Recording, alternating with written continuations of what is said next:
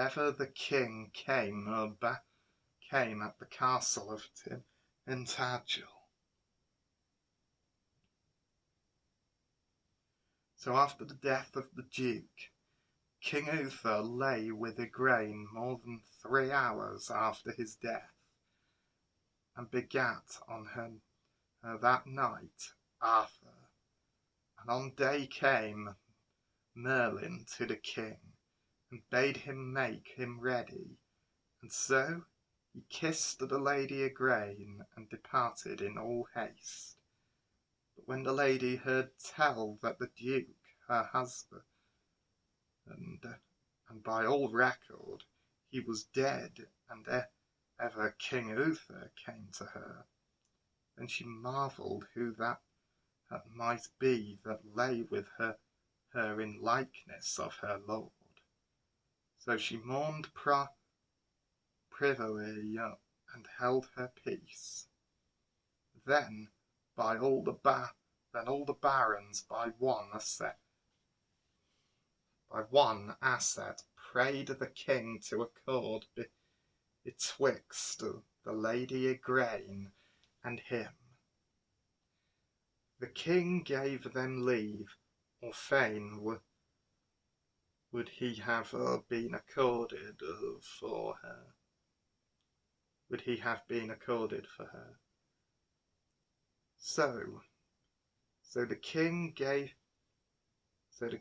put all the trust in Ulfius to entreat between them. So by the entreaty at the last, the king and she met together. Now will we do well, said Ulfius. Our king is a lusty knight and wifeless, and my lady Igraine is a passing fair lady. It were great joy unto us all, and it might please the king to make her his queen. Unto that they all were accounted, and moved it to the king. And anon, like a lusty knight, he ascended thereto with good will. And so in all haste they were married in the morning of beginning, with great mirth and joy. And King Lot of Lothian and of Orkney then wedded Margawis, that was Gawaine's mother, and King Nentres of the land of Garlot wedded Elaine. All this was done at the request of King Uther. And the third sister, Morgan le Fay, was put to school in a nunnery, and there she learned so much that she was a great clerk of necromancy. And after she was wedded to King Uriens of the land of Gore, that was Sir Ewain Leblanchemain's father. A lot of these names I've never really heard of. Yeah, I'm doing my best.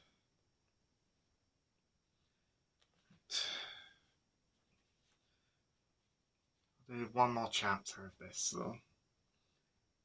Chapter 3 of the birth of King Arthur and of his nurture. Then Queen Igraine waxed daily greater and greater. So it befell after within half a year, as King Uther lay by his queen, he asked her by the faith she owed to him, who was the body. Then she swore abashed to give answer. "Dismay you not," said the king, "but tell me the truth, and I shall love you the better by the faith of my body." "Sir," said she, "I shall tell you the truth. The same night that my lord was dead, the hour of his death, as his knight's record, there came into my castle of Tintagel a man like my lord in speech and in countenance, and two knights with him in likeness to his two knights, Brastius and Jordanus. And so I went unto bed with him, as I ought to do with my lord. And the same night I shall answer unto God, This child was begotten upon me. That is true, I said.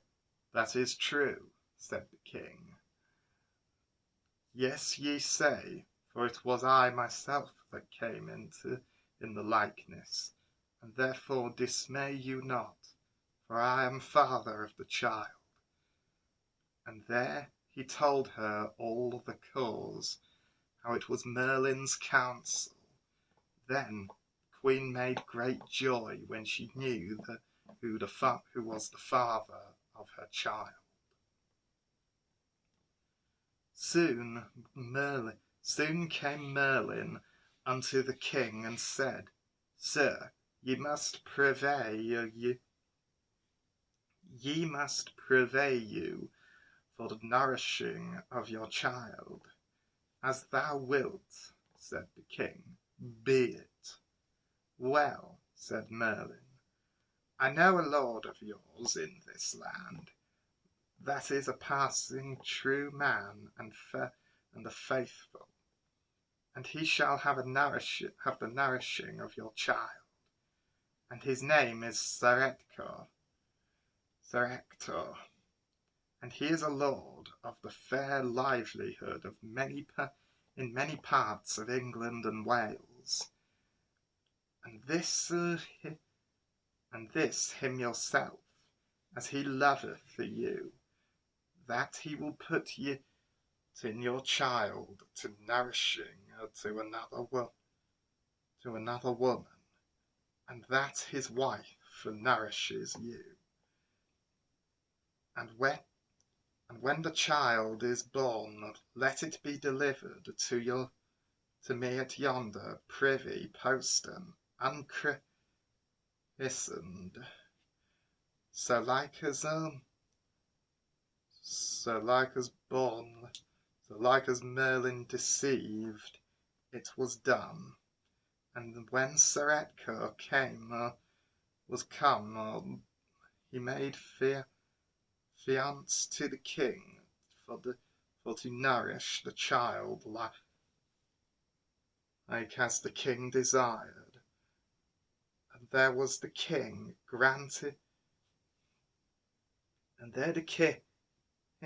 granted Sir Edgar great rewards.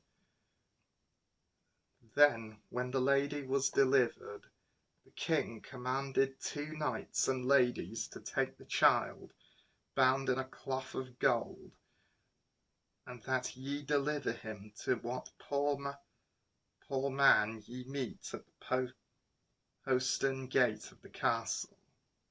So the child was delivered unto Merlin, and so he bare it forth unto Sir Edgar, and made a holy man to christen him, and make him Arthur. And so Sir Edgar's wife nourished him with her own Well, that was a fairly interesting book. What did you think so far, boys? Come on, tell the people what you thought. We thought it was very good, didn't we, Schnitzer? Yeah, we did, Yanto. Very interesting. Are you going to read any more, Daddy? Another night, my boys, another night. yeah, here is one of the illustrations in this book.